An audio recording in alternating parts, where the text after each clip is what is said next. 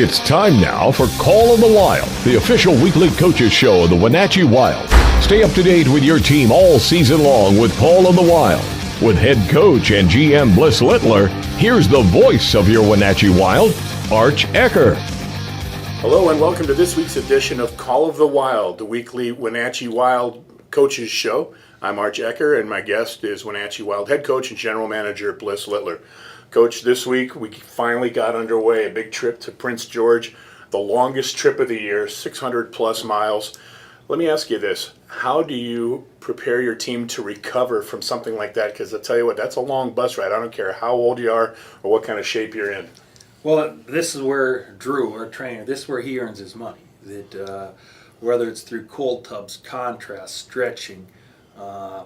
We did get a workout in yesterday morning off the ice of the gym, but we did not skate. And right now it's all about getting our bodies back to being healthy, and you're building energy for the weekend. And so, again, that's the trainer has some things that he will do to make their bodies feel as good as they can. But 600 miles on a bus, you're going to be sore. It's just that simple. You know, there's going to be a natural amount of adrenaline that's going to come along with an opening night. And sometimes corralling that can be a bit of a challenge too. So again, with the long time that you've had as a head coach, you've learned a few tricks about keeping your team sharp and focused heading into that opening night. Well, I've usually like to open on the road because it doesn't matter how many times kids go through it. There's a certain amount of nerves that it's opening night. They want to play well and they usually want to do a little bit too much. And so to me, it's nice to open on the road. You don't have your housing families and local fans that are at the game. They might be watching on fast hockey, but they're not there. So there's a little bit less pressure. And so it is nice to play on the road. And generally, I find the day before when they start feeling the nerves. Is in practice we try to play as many small competitive games as possible. And when they do that, the competitive juices take over and they quit worrying about opening night. What are some of the things that you walked away from opening night feeling good about? Boy, there wasn't much that we didn't feel good about. From our goaltender, he played well. I thought we executed offensively. I thought we made a whole bunch of plays. I thought we did a pretty good job in our own zone. I thought we were physical. I thought we stood up for each other. So really there wasn't a lot not to like. One thing that was very consistent throughout the week, and coaches talk about it all the time, but when you're on the road, you want to try to set the tone if you can. Get that first goal is very important. You're able to achieve that each night. Arch, again, you've done enough games that first goal is always important. A year ago we had a team that was really resilient, that we could get down and we were able to come back, but that's not a good habit to get into. That playing catch-up hockey is generally playing losing hockey, and especially when you're on the road, if you can get the lead right away, you take the momentum and you keep the home crowd out of it. You know, the first night we got that first goal of the season from A.J. Vanderbeck, and he was a player that you talked about as someone you've had your eye on. Talk about his performance over the course of the series. Well, A.J.'s a veteran. I mean, 2 years ago he was in the North American League in Lone Star, and last year he played in the USHL with Sioux Falls, and he's had some great coaching both those stops, and we know that coming in that we're going to get a veteran that knows how to score goals, and he didn't disappoint at all. On Friday night, the second game of the series, again, a kid that's in a similar situation. You got Jimmy O'Brien, who's another junior veteran, but new to the Wild, and he was the guy that stepped up and got things started. Ex-Wild coach John Buchanan, Johnny called on him and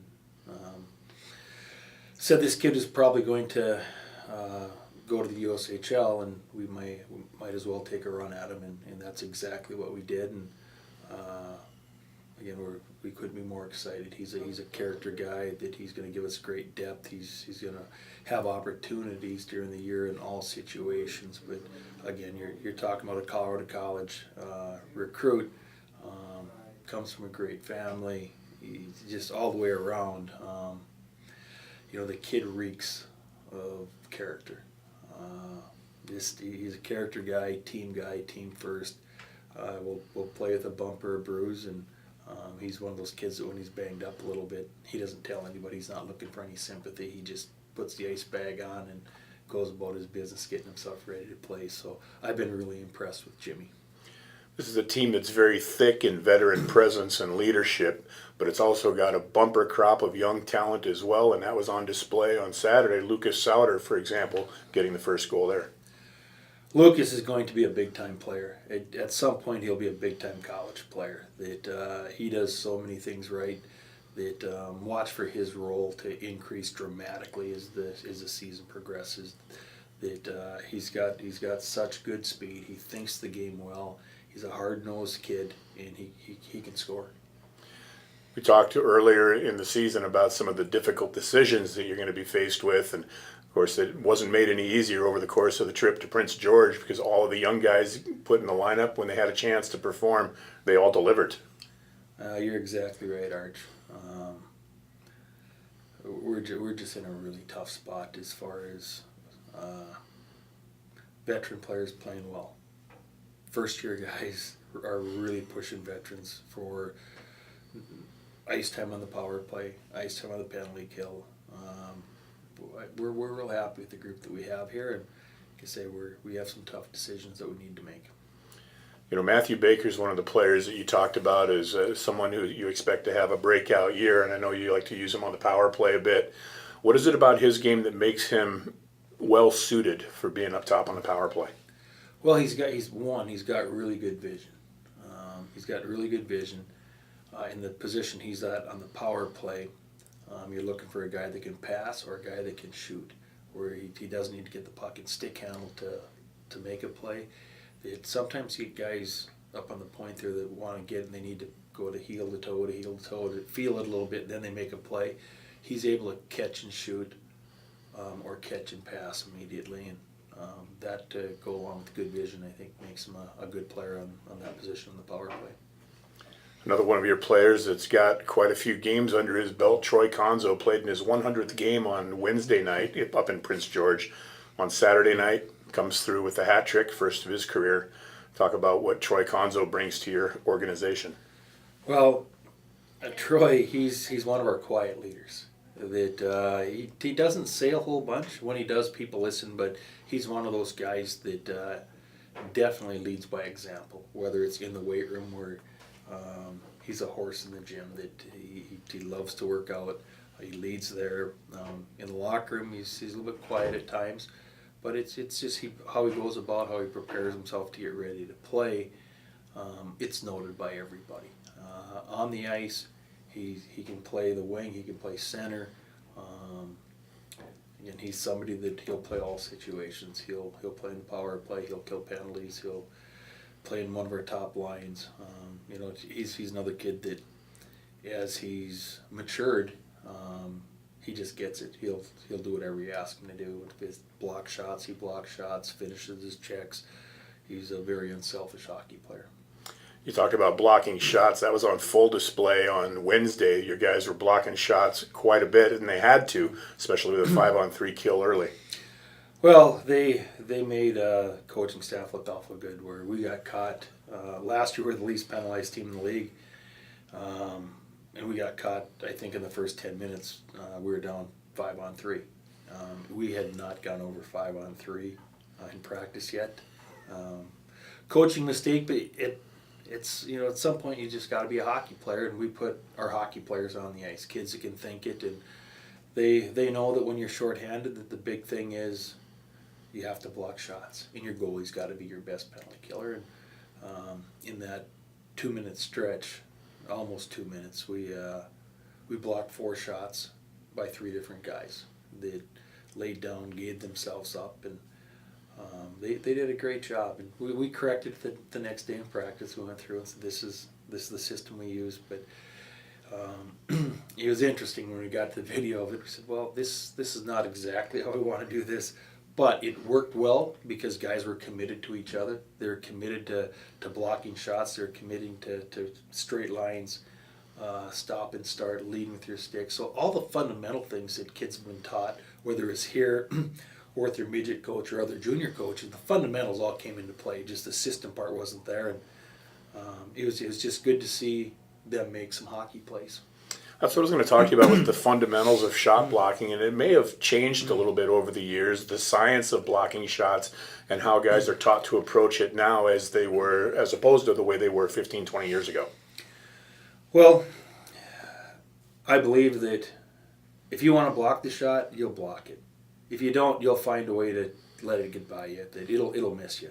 That blocking shot takes a lot of guts. I mean, the puck, the kids do have equipment on, but it does hurt. I mean, don't kid yourself. You block a shot, it hurts. To get kids to sacrifice that, they have to care about their teammates. If they don't care about their teammates, they're not going to block the shot. But in the old days, you gave up and you laid right down to block the shot. And now it's being taught more. Go down to one knee, kick your leg out to the side, and you're hoping by going down to one knee you're under a little bit more control. And they don't shoot the puck because you're going to block it. We tell our kids that we go out and we teach both ways. Tell them we don't care that if you give yourself up and go all the way down, or if you go down to one knee, either way is fine. We want the shot blocked, and we have a rule on our team that it doesn't matter if you're the leading scorer or the youngest guy in the team, that everybody blocks shots. And it's kind of a badge of honor right now that the guys they get pumped up when each other blocks a shot, and I think that's a good omen for us right now. You certainly heard on the bench the guys clearly react when it occurs on the ice without question. This is Call of the Wild. It's our weekly coaches show for the Wenatchee Wild. We're going to take a short break, and we'll be back with more, including talking about the upcoming showcase in Chilliwack. That's coming up next here on your Wenatchee Wild Hockey Network. And welcome back to this week's edition of Call of the Wild. I'm Arch Ecker, joined by Wenatchee Wild head coach and general manager Bliss Littler. Coach, this past week, a very successful trip to Prince George. You ended up sweeping. It's always great to come home with 6 points on the road. Well, we like to joke that we check with the customs agent, and we're approved to bring back whether it's 4 or 6 points. But you're right, especially when you travel that far, that you want to get that first game. And that's the key, is get the first one. And you do that, and a lot of times you come back with the sweep. But if you put in the kid's head that, hey, a sweep is, or a split is fine, that's what you're going for, that's what you're going to get. So we need to go on the road with the expectation that we're going to win each hockey game. Saturday night you skate out of the building with an 11-2 win, but I would imagine you may want to caution people, because sometimes an 11-2 win may look a little more lopsided than it really was. Oh, for sure. That what could go wrong for Prince George went wrong. That it wasn't that lopsided. That the play did go back and forth, and when we had a chance to make a play, we finished. And it definitely wasn't that lopsided of a game, as the score would indicate. But I've been on the other side of those two, so we'll take it and move forward. And we know when they come here in a few weeks that we'll get their A game. Plenty of guys had really big weekends. Troy Conzo, as we mentioned earlier, had the hat trick. Charlie Combs had a big weekend with 5 goals. And Brendan Harris earned honors from the BCHL as Player of the Week for his output.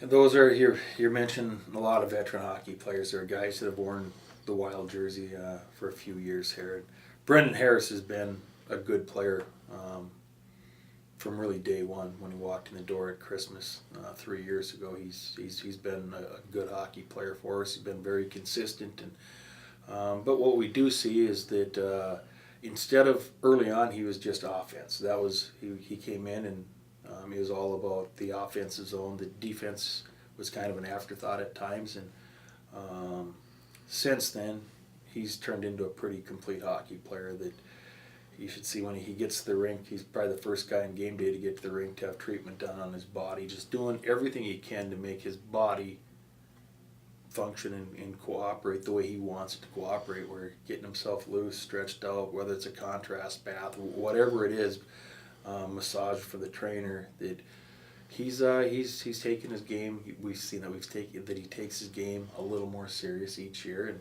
and right now I think he's set for a really big year. And he's already committed to play Division I hockey for Bemidji State University. Is he ready to play D1 hockey right now? Absolutely. Yeah, I mean, in Bemidji, they know that. He's definitely good enough to be playing college hockey right now, but I give Bemidji a lot of credit, pushing him back another year. When he got here, Brendan was, I think, 132 pounds. I think he's up to 175 now. So all he's doing is extending his career. He keeps adding weight, adding muscle, and the experience that he gets, that's only going to help him when it comes time to get in and compete for a good roster spot next fall. Of course, Brendan set a record this week with that goal. It was the goal he scored on Saturday night, which was an interesting goal. It ended up being discussed by the officials on the ice before they decided to allow it or not, but that ended up being the one that set the franchise high record, 124 points, surpassing Sean Pauly's record of 123. Brendan also did that in 18 fewer games, so it's just kind of a testament to his productivity. But anytime you're a franchise record holder, especially in a franchise with the storied history that this one has, it's a heck of an accomplishment. Oh, absolutely. And Brendan's done that with no Dawson Creek, with no Alaska Avalanche, some teams that were in the NA that were kind of cellar dwellers. There's none of that. He's done it where we've in the NA where we played 16 games against Fairbanks, where the schedule I think is every year gotten much tougher, and especially last year moving to the BCHL. But I couldn't be happy for Brendan that he's done a lot of work to become a more complete player and to be durable at his size. That he doesn't miss many games. He doesn't miss many shifts. So again, we're fortunate to have him. You know, some coaches talk about building teams from the back end out, and one of the questions I heard from fans over the course of the summer was who's going to be the goaltender, and we've got a rich goaltending history here. You knew that Garrett Nieto was going to be a guy that had an opportunity to come back, and then you bolster that with Anthony Amnitsky. Talk about your goaltending tandem.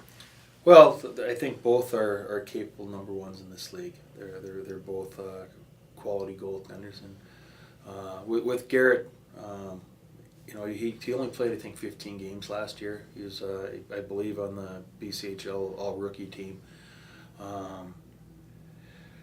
If he would have played another 5 to 7 games, he probably would have been an NHL draft pick. Where I won't be surprised if he's taking the NHL draft this year. At his size, his athletic ability, it won't surprise me at all. So, but he did. Yeah, again, there's a big difference between going from the lovable backup goalie, where everybody likes him. I always say the lovable backup's like the radio guy that everybody loves you, and to transition from that position to the starter, where you're expected to get it done every night. And I think we got a nice, healthy competition between the two of them. But we're very happy with both of them, and Garrett's doing a great job leading right now. This weekend coming up, it's the BCHL Showcase in Chilliwack. Talk about the importance of a showcase event and what it means to the players. Well, we have, I believe, 9 players that are committed to college hockey right now. So we have 13 that still need commitments. So I think it's important for players that it's their first year of junior hockey or their last year of junior hockey. I think it's really important to get off to a good start if you're in those two categories.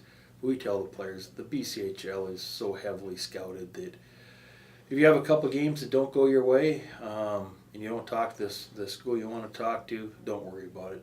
Play well, and as much, I guess, scouting as this league gets, that it'll work out for you.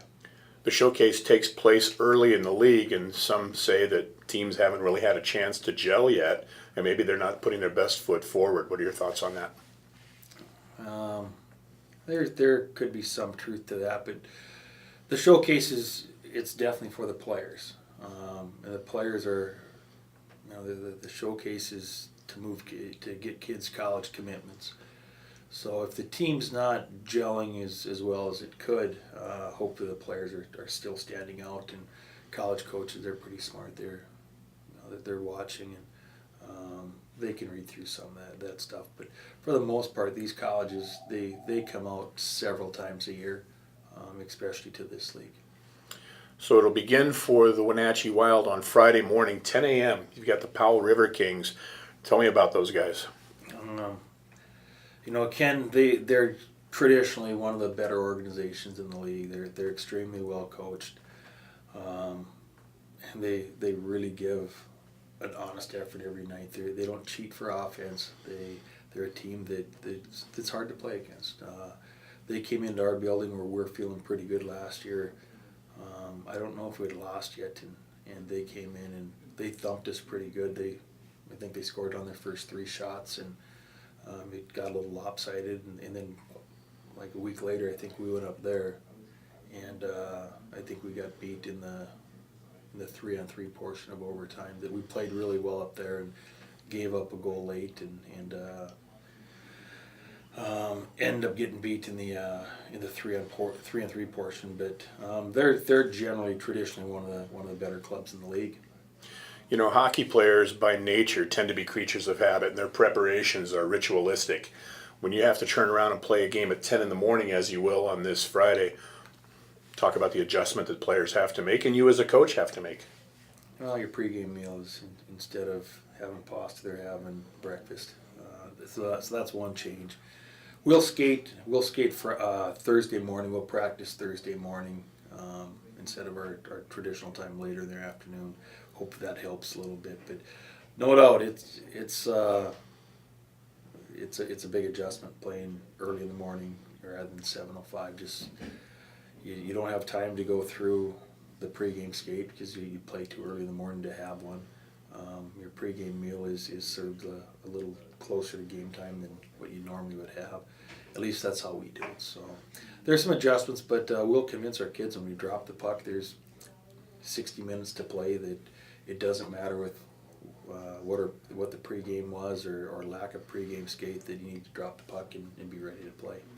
On the flip side of it, you come back the next day and it's more of a traditional start time. You'll play at 7:30. Your opponent will be the Vernon Vipers. And give me a little pre-scout on Vernon. Well, Vernon likes it rough and tough. At least that's how they were a year ago.